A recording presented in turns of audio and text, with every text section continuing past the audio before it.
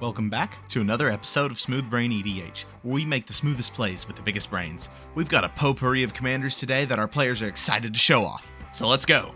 Our first player today is Matt, on Rowan, Scion of War. This deck is looking to cast big, dumb, game-ending spells for cheap by losing a bunch of life and activating Rowan's ability. Up next is Ethan, on Marwyn the Nurturer.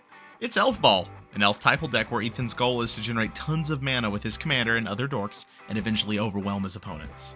Third today is Seth on Zur the Enchanter. His flavor of Zur is Astral Slide Zur, so he just wants to tutor out that card super early and start blinking his creatures for tons of value. Last up today is Sam on Calix, Guided by Fate. Sam's back at it again with enchantments, and this time he wants to copy big impactful enchantments with Calix's ability. We're about to jump right into the game, but before that, please go ahead and like and subscribe, and ring that notification bell so you don't miss out on our content. We have links to our social media, public Discord server, Decklists, and our Patreon in the description. We're partnered with Dragon Shield, so check out our affiliate link also in the description if you're looking to pick up any sleeves, deck boxes, or playmats. Now, let's get to the gameplay. And here's the game. But before we get started, just a quick disclaimer for you all. There's a bit of a misunderstanding about what high power commander means at this table. So there's going to be a bit of a power level discrepancy this game, but I hope you all still enjoy anyway. Seth wins the die roll, and he starts off with his Polluted Mire, then he passes to Sam. Sam will play his Arid Mesa as land for turn, and then he passes to Matt. And you all already saw Matt's opening hand, so you know what's about to happen. He'll drop Ancient Tomb as land for turn, free cast a Mana Crypt, and then he'll tap for 4, taking 2 to his Ancient Tomb, and cast Firemind's Vessel. The rest of the table is so bamboozled by this turn 1, and Seth even has to lean over to get a better look at it. So yeah, that happened, and now the turn is passed to Ethan. Ethan plays a Forest as land for turn, and he'll cast Green Sun Zenith, X is equal to 0. This finds him a Dryad Arbor to the battlefield, and Green Sun Zenith is shuffled back in. He'll pass the turn to Seth while searching, and on upkeep, Sam will fetch with his Arid Mesa. He finds Canopy Vista, and then we'll move to Seth's turn, where he plays Lonely Sandbar as land for turn, and then he'll cast Bag of Holding. Then he passes to Sam, who will start off with Command Tower as land for turn, then he'll tap for 2 and cast a 3 Visits. He declares he's going to find a tapped Temple Garden, and he passes to Matt while searching.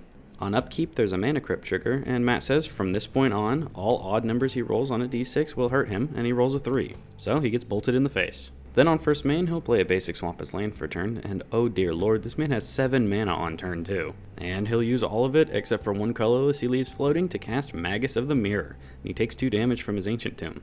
The turn is then passed to Ethan, and he'll start off with another Forest, then he'll tap for 3 and cast Marwyn. He'll then pass to Seth, who will immediately tap for 2 and cast Baleful Strix. Upon ETB, he draws a card. Then he'll play a Drifting Meadow as land for turn, and then pass the turn to Sam.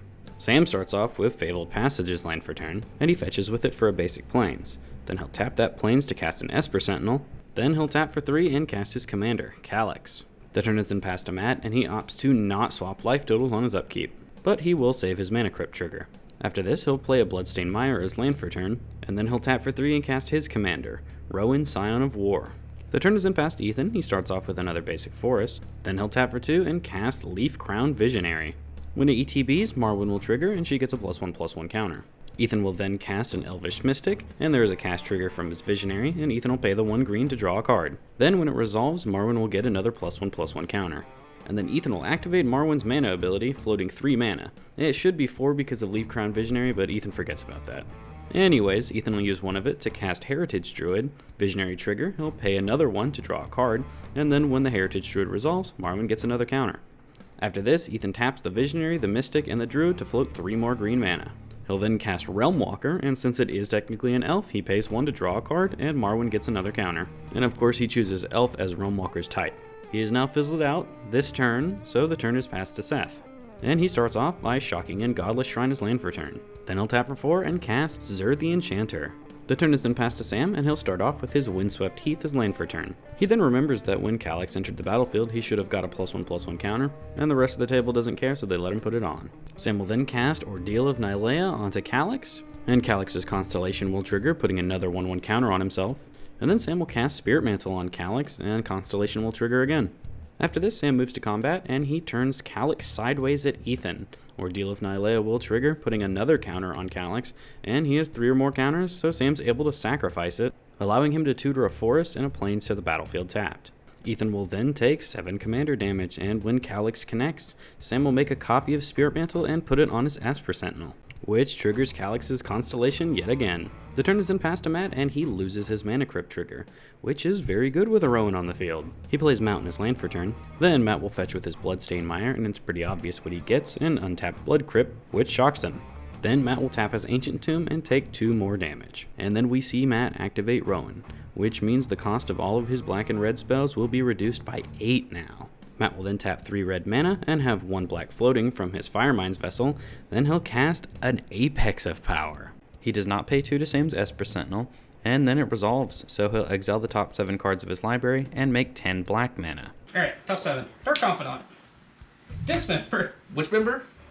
The Golden Throne. Forbidden Transfusion. Oh my god. Blood for the Blood God. We'll find out. Solid. And last one is a Lotus Petal. So yeah, he can just cast all these this turn. So he'll start off by just paying 4 life to dismember Realmwalker. Then he'll cast Lotus Petal, then the Golden Throne. Then he'll sacrifice his Lotus Petal for a red and use 2 of his floating black to cast Blood for the Blood God. So each of his opponents will take 8, and then he'll discard his hand and draw 8 cards. After this, he'll pay 3 black mana to swap life totals with Sam by casting Profane Transfusion. He also gets to make a giant horror off this, but it doesn't really matter because it is immediately sacrificed to the Golden Throne to make 3 more black mana. And then after this, he casts the One Ring. It resolves, and upon ETB, he gains protection from everything till the start of his next turn. He'll then cast a 1 mana Black Market Connections, and then a Swiftfoot Boots. And then the turn is passed to Ethan. And it is here that I have to place a content warning. The Elf Ball player was allowed to untap with more than 3 elves, so Elf Ball turn is about to commence. And he'll start off with a basic forest. Then he'll cast the combo piece, Sword of the Perunes. He doesn't pay for Esper Sentinel, and then after it resolves, he'll tap 3 elves to make 3 green mana and equip the Sword of the Perunes to his commander, Marwyn. He can then tap Marwyn for 6 green mana and then pay 3 to untap her. Then he'll repeat it until he has 1 billion mana. Then he'll cast a Nettle Sentinel and he'll pay to draw a card. Marwyn also gets a counter, and then Ethan will repeat this process with Reclamation Sage, blowing up the Golden Throne upon ETB. Then he continues with Elvish Champion, a Findhorn Elves, and then with a Circle of Dreams Druid. After that and all the triggers resolve, he'll then cast a For the Ancestors. He'll choose Elves, and then look at the top 6 cards of his library, and put all Elves found this way into his hand. List him on a Huntmaster, Elvish Promenade, it is an elf card, and then Arbor Elf. So yeah, he gets those 3 cards to his hand, and then he'll just flash it back again. And because other Smooth Brain member Cody is being loud in the background, I'll have to tell you what Ethan finds this time. It's a Llanowar Elves and a Wirewood Channeler. So Ethan starts his process again by casting Lissalana Huntmaster. He'll pay the green to draw a card, and Marwyn gets another counter. And now every time he casts an elf, he gets an extra 1/1 elf, and Marwyn gets an extra counter. So next he casts Llanowar Elves, triggers, then a Life Crafter's Bestiary, and now he's able to pay 2 mana to draw 2 cards every time he casts an elf. Then he'll cast an Arbor Elf, then an Elvish Pioneer, and when it ETBs, he puts a forest to the battlefield tapped. Then he'll cast Wirewood Channeler, then he'll use 7 mana from his billion floating to cast Kindred Summons, and he counts out 18 elves on the battlefield. So yeah, he gets to reveal cards from the top of his library until he reveals 18 elves. He's actually only got 15 left in his library, so those all go to the battlefield. And Ethan does a really bad job at telling us what elves he actually finds. And I'm not really familiar with elves, so I don't know what they are either. But I do recognize an Azuri, and he does say there's an Essence Warden, a Llanowar Visionary, an Elvish Visionary, and a Dwynen's Elite. There are some other ETB triggers he announces, but they have to do with elves, and there are no more elves in his library. So from ETB triggers, he gets another 1/1 token, he'll gain 16 life, and draw 2 cards. Oh yeah, and Marwyn gets 16 counters. Also, Matt decides to go ahead and draw with his One Ring during all of this. Then, after all of this, Ethan will cast Elvish Warmaster, triggers, then a Wirewood Symbiote, only a Bestiary trigger this time, and he does pay for it. You know, he's got 1 billion mana. And then Ethan counts out his elves, he has 36, and he'll cast Elvish Promenade, which makes him 36 more 1/1s, and he'll gain 36 more life, and his commander gets 36 more power. Oop, and then he does it again with Elven Ambush. And since he just doubled his elves, he now gains 72, and Marwyn gets 72 more power. Rowan is then Beast Within. After this, Ethan casts Growing Rites of Itlamok and whiffs off of it. Of course, there's no more elves in his deck. Then he'll activate Wirewood Symbiote, bouncing Elvish Visionary to his hand, and this untaps his Leaf Crown Visionary. And then he'll recast the Elvish Visionary, and there's a ton of triggers. Then he shows everyone Azuri and puts 100,000 mana into him. So with 100,000 mana, Ethan activates Azuri 20,000 times, which gives his elves plus 60,000 plus 60,000. He'll then move to combat, and he swings his commander at Sam, and his Leaf Crown Visionary at Seth. Seth blocks with Baleful Strix, which will kill the Visionary, and Sam blocks with his Esper Sentinel, and then they are both murdered by trample damage. Seth then says that Ethan's Elf is dead to Death Touch, but Ethan will just pay a green and regenerate it with Azuri. After combat, Ethan will tap 3 of his Elf tokens to Heritage Druid to float 3 green mana, and then he'll pay that 3 green mana to untap Marwyn. He then gets infinite mana again, and then casts Soul Ring and Beastmaster Ascension. Then he remembers that his Growing Rights should have flipped, and then the turn is passed to Matt, and he loses protection from everything. And this is quite a busy upkeep. First, he loses his Mana Crypt trigger, he'll respond to his One Ring upkeep trigger and tap it to add another counter and draw 2, and he'll lose 2. Then, still in upkeep, Matt will activate his Magus and sacrifice it to swap he and Ethan's life totals. Then at the beginning of his first main phase, Black Market Connections will trigger and Matt pays all 6 life. Matt then taps his Ancient Tomb and floats 2 mana and takes 2 damage. Then he'll cast 1000-Year Elixir. Then he casts Rowan for 5 mana, and then he'll play his Sulfurous Springs as land for turn and tap it for a red, taking a damage. He then activates Rowan, and all of his spells cost 14 less. Then with the floating mana, he'll activate 1000-Year Elixir to untap Rowan, and then he'll activate her again, so now all of his spells cost 28 less. He'll then sacrifice his treasure for a red and tap his Blood Crypt for a red to cast Jaya's Immolating Inferno. X is equal to 28. One of the targets is Ethan's face, which is Xaxes, and he has no responses, so when it resolves, he is dead. So that makes Matt and Rowan the winner of this week's video. Congratulations. Well everyone, there you have it. That was quite the game. And in all honesty, I'm not going to do a proper outro. I'm going to jump straight into congratulating the winners of our giveaway.